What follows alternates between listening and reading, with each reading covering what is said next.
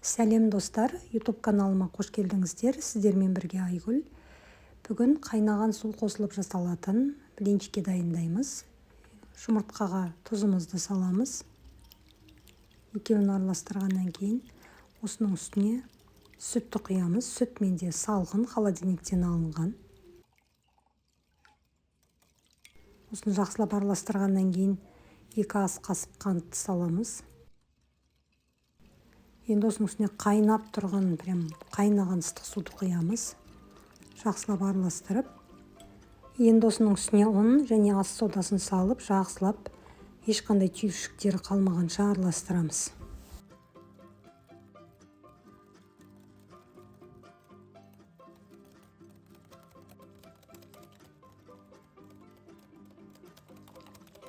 Енді осының үстіне 2 ас қасық сұйық май қосамыз. Мен зәйтүн майын қолдандым. Кәдімгі сұйық майды да қолдана берсеңіздер болады. Енді осыны жақсылап араластырамыз. Сонымен біздің қамырымыз дайын болады. Кәдімгідей сұйық болады бұл. Енді табамызды қатты қыздырамыз. Осылай біріншісінде ғана майлаймыз. Содан кейін барып, бір жол қатты толтырмай, осылай құйып, айналдырып пісіреміз.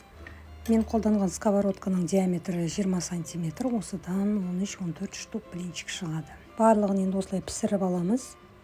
Бұрындары мен сүтпен жасауға қорқатынмын, өйткені қамыр сұйық болса табаға жабысып, ортасы шикі болып піспейтін. Бірақ мына рецептпен дәл күшті шықты, өйткені бұның құрамында қайнаған су бар, соның әсері.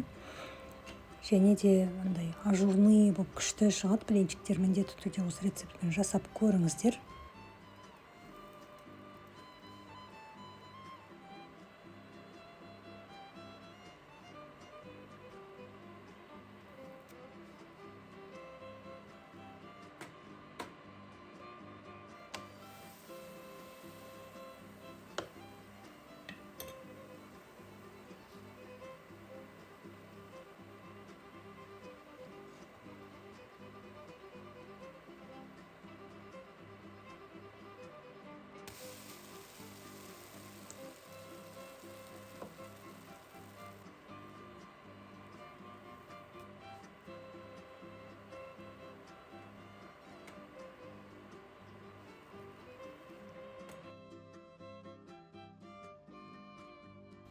Әдемі көріну үшін видеодағыдай орап жинаймыз.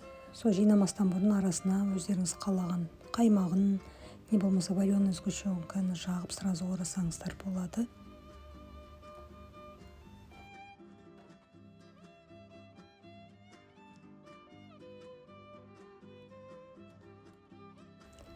Міне осындай әдемі көрінетін дәмді блинчиктер шығады. Рецепт ұнаса, лайк басып, комментарий қалдырып кетіңіздер. Және каналыма тіркелуді ұмытпаңыздар.